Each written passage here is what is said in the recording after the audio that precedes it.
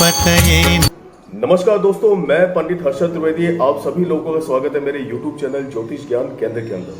दोस्तों, आज हम लोग बात करने वाले हैं 21 जून को पड़ने वाली निर्जला एकादशी की। ऐसे तो साल में हमारे 24 एकादशी होती हैं और एकादशी का व्रत बहुत ही अच्छा माना जाता है। जो लोग व्रत करते हैं एकादशी के, उनके लिए बहुत ही अच्छा होता है। लेकिन निर्जला एकादशी इन 24 में से बहुत ही ज्यादा खास होती है। इनको निर्जला एकादशी बोलते हैं। इनको क्यों निर्जला एकादशी बोलते हैं, ये आज मैं आपको बताऊंगा। इस दिन भगवान विष्णु और माँ लक्ष्मी जी की पूजा की जाती है और अच्छी तरह से, अच्छा आस्था और श्रद्धा से अगर आप पूजा करते हैं तो माँ लक्ष्मी और विष्णु भगवान की कृपा आपके ऊपर सदा के लिए बनी रहती है। क्यों इस एकादशी को खास माना गया है और क्यों इस व्रत को किया जाता है, आज इसकी सटीक जानकारी मैं आपको दूंगा। उससे पहले दोस्तों मैं बता दूं कि 21 तारीख को मेरे जो साथी गण हैं, जो मेरे मित्र हैं और जो मेरे साथ के हैं, हम लोग एक बहुत अच्छा हवन कर रहे हैं। उस हवन में अगर आप लोग चाहें तो पूजा करवा सकते हैं और इस पूजा को करवा करके आप अपने लिए मंगल की कामना कर सकते हैं, मंगल कामना कर सकते हैं। इससे आपके लिए माँ लक्ष्मी की कृपा आपके परिवार पर बनी रहेगी और सदैव उनका आशीर्वाद आपके साथ रहेगा। विष्णु भगवान का और लक्ष्मी माता का सदैव आशीर्वाद आपके साथ रहेगा। आपके परिवार में किसी तरह की कोई दिक्कत नहीं आएगी, किसी तरह की कोई परेशानी नहीं होगी। संकल्प लेकर के ये पूजा की जाती है तो आप इसमें भाग ले सकते हैं और अपनी पूजा आप करवा सकते हैं। मैं आपको बता दूं कि सनातन धर्म के अंदर, जैसे मैं आपको पहले बता चुका हूं कि 24 एकादशी होती हैं, सभी का अपना अपना महत्व होता है। लेकिन ज्येष्ठ मास की शुक्ल पक्ष एकादशी तिथि को पड़ने वाली निर्जला एकादशी जो होती है, इसका विशेष महत्व माना गया है। इस एकादशी में पानी पीना वर्जित माना गया है।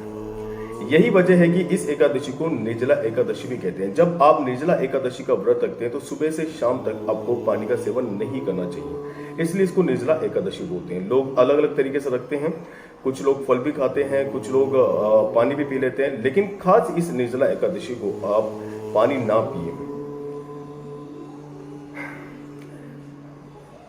इस एकादशी का व्रत करने से और निर्जला अगर आप रखते हैं तो इसका बहुत ही अच्छा फल आपको मिलता है। भगवान विष्णु की कृपा आपके ऊपर बनी रहती है, साथ ही साथ माँ लक्ष्मी की कृपा आपके ऊपर बनी रहती है और हमेशा सदैव आशीर्वाद बना रहता है आपके ऊपर। अब मैं आपको बताने वाला हूं निर्जला एकादशी का शुभ मुहूर्त और विधि, ये मैं आपको बताने वाला हूं, तो आप कृपया आप नोट कर लें, पेन और कॉपी ले लें। निर्जला एकादशी को धार्मिक शास्त्रों में भीमसेन एकादशी के नाम से भी जाना जाता है। इस बार यह एकादशी 21 जून सोमवार को पड़ रही है। निर्जला एकादशी की तिथि 20 जून को शाम 4:21 से आरंभ होगी और ये तिथि 21 जून दोपहर 1:31 पर समाप्त होगी। निर्जला एकादशी के पारण का शुभ मुहूर्त होगा 22 जून को सुबह 5:24 से 8:12 तक है। विद्वानों के अनुसार व्रती को गंगा दशहरा के दिन से तामसी भोजन का त्याग कर देना चाहिए। साथ ही लहसुन और प्याज का मुक्त भोजन आप लोगों को करना चाहिए। रात में भूमि पे शयन करना चाहिए। अगले दिन ब्रह्म मुहूर्त में उठकर सबसे पहले श्री हरि का स्मरण करें। उसके बाद नित्य कर्मों से निवृत्त होकर स्नान के पानी में गंगा जल जरूर डालें। आप अपनी जो भी बाल्टी, जिस तरीके से आप लोग नहाते हैं, उसमें थोड़ा सा गंगा जल डाल करके आप जरूर स्नान करें और आचमन करें, संकल्प लें, फिर पीले वस्त्र पहने और उसके बाद सूर्य भगवान को अर्घ्य दें।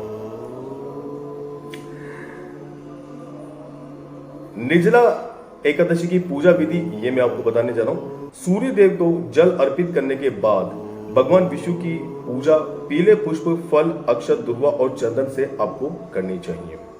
फिर ओम नमः भगवते वासुदेवाय का मंत्र का आपको जाप करना चाहिए। जाप आप 11 बार, 21 बार, 51, 108 जैसे मर्जी चाहे आप 1 माला, 2 माला, 5 माला भी कर सकते हैं।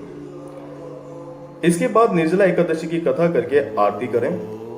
इस दिन निर्जला उपवास रखने का विधान है, लेकिन मन में कोई संशय हो या व्रत संबंधित अन्य जानकारी चाहिए तो विद्वानों से भी आप परामर्श ले सकते हैं। अगर आपको समझ में नहीं आए तो आपके जो भी पंडित हैं, जिनको आप मानते हैं, उनसे इस बारे में आप पूछ करके राय ले सकते हैं और उसके हिसाब से आप व्रत कर सकते हैं। द्वादशी के दिन शुद्ध होकर व्रत पारण मुहूर्त के समय व्रत को आप खोलें। सबसे पहले भगवान विष्णु जी को भोग लगाएं। भोग में कुछ मीठा जरूर शामिल करें। मीठे में जैसे आपकी खीर हो सकती है, पंचामृत हो सकता है, या कुछ सफेद मिठाई जैसे बर्फी वगैरह ये हो सकती है। इसके बाद सबसे पहले भगवान को प्रसाद सबको बांट दें। ब्राह्मणों और जरूरतमंदों को यथाशक्ति दान दक्षिणा देकर स्वयं प्रसाद ग्रहण करें। ध्यान रहे, व्रत खोलने के बाद ही आपको जल का सेवन करना चाहिए। आप समझें, जब आप भोजन के लिए बैठेंगे शाम के समय, जब आप निर्जला एकादशी रखते हैं तो उसके बाद ही आपको जल ग्रहण करना चाहिए। क्यों इनको भीमसेन एकादशी कहते हैं, इसके बारे में छोटी सी जानकारी आपको देंगे। पौराणिक कथा के अनुसार जब महर्षि वेदव्यास ने पांडवों को चारों पुरुषार्थ धर्म, अर्थ, काम और मोक्ष देने वाली एकादशी का व्रत का संकल्प कराया तो महाबली भीम ने निवेदन किया, महर्षि आपने तो प्रतिपक्ष का एक दिन के उपवास की बात कही है, मैं तो एक दिन क्या एक समय भी भोजन के बगैर नहीं रह सकता। मेरे पेट में व्रक नाम की जो अग्नि है उसे शांत रखने के लिए मुझे कई लोगों के बराबर का भोजन करना पड़ता है, तो क्या अपनी भूख के कारण मैं एकादशी जैसे पुण्य से वंचित रह जाऊंगा। इस पर भगवान महर्षि बोले।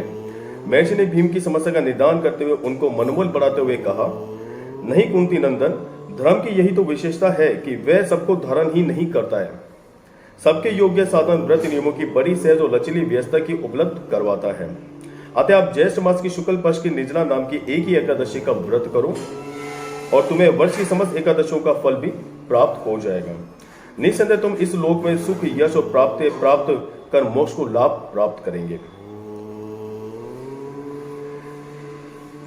इसलिए इस व्रत की इतनी विशेषता मानी जाती है। जो निर्जला एकादशी होती है खास बहुत ही अच्छी होती है, और इस दिन जो लोग एकादशी का व्रत नहीं रख पाते हैं, जैसे 24 जब मैं आपको पहले बता चुका हूं, तो आप इस एकादशी का व्रत कर सकते हैं और इसका पुण्य 24 एकादशी के बराबर ही मिलता है। वेदव्यास जी के इतने आश्वासन पर तो व्रकोत्तर भीमसेन भी इस एकादशी का विधि व्रत करने को सहमत हो गए। इसलिए वर्ष भर एकादशियों का पुण्य लाभ देने वाली इस श्रेष्ठ निर्जला एकादशी को लोक में पांडव एकादशी या भीमसेनी एकादशी भी कहा जाता है। मान्यता है कि इस दिन जो स्वयं निर्जल रहकर ब्राह्मण या जरूरतमंद व्यक्तियों को शुद्ध पानी से भरा गड़ा दान करता है, उसे जीवन में कभी भी किसी बात की कमी नहीं रहती है। अब इसमें दोस्तों मैं आपको बताता हूं कि आपको क्या कर सकते हैं और क्या नहीं कर सकते हैं। अब आपको मैं बताता हूं कि निर्जला एकादशी के दिन जो भी पंडित हैं, जिनको आप मानते हैं, जिनको आपने गुरु बना रखा है, इस दिन दान का बहुत ही ज्यादा महत्व होता है। आप दान दक्षिणा उनको दे सकते हैं, 5 वस्त्र दे सकते हैं, उनके जिस तरह से वो कुर्ता पजामा धोती वगैरह पहनते हैं तो आप दे सकते हैं। इस दिन दान देने से बहुत ही ज्यादा पुण्य आप लोगों को मिलता है, तो दान आप लोगों को जरूर देना चाहिए। जैसा कि मैं आपको पहले बता चुका हूं कि इस दिन हम लोग, मेरी जो मंडली है, हम लोग जितने भी साथी हैं, मेरे साथ के जितने भी हैं, हम लोग एक हवन का आयोजन कर रहे हैं। उस दिन भगवान विष्णु का अभिषेक किया जाएगा, माँ लक्ष्मी जी के सूक्तम का पाठ होगा।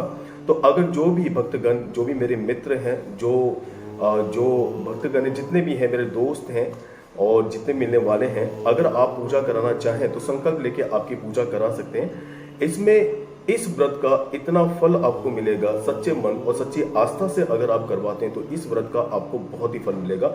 और यदि अगर आप व्रत रख सकते हैं तो व्रत आप जरूर रखें। ओम नमः भगवते वासुदेवाय नमः।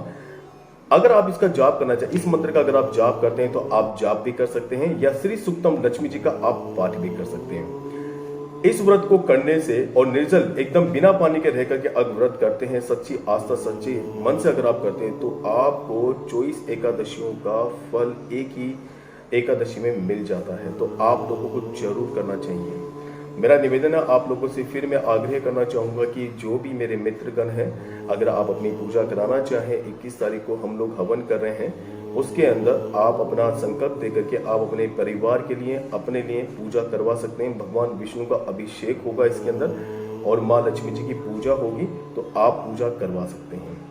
दोस्तों, छोटी छोटी चीजों से बड़ी बड़ी परेशानियां भी हल हो जाती है। कभी कभी कोई ऐसा दान धन्य आपके काम आ जाता है जो आपको बड़ी बड़ी विपत्तियों से बचा करके ले जाता है, तो आप लोगों को जरूर भाग लेना चाहिए। मैं पंडित हर्षद त्रिवेदी आप सभी लोगों का स्वागत करता हूं। आप लोगों का बहुत बहुत शुक्रिया। मेरा वीडियो जरूर आप देखें, जो लोग नए हैं वो सब्सक्राइब करें और वीडियो अंत तक जरूर देखें। और जो भी व्यक्ति अपने बारे में पूछना चाहें, कोई समाधान अगर जानना चाहें, अपनी कुंडली के बारे में अगर आप जानना चाहें तो आप मेरे से संपर्क कर सकते हैं। डिस्क्रिप्शन पे मेरा मोबाइल नंबर है, आप मेरे से डायरेक्ट संपर्क कर सकते हैं। आप सभी लोगों का बहुत बहुत शुक्रिया। जय श्री राम, जय माता दी, जय श्री कृष्ण।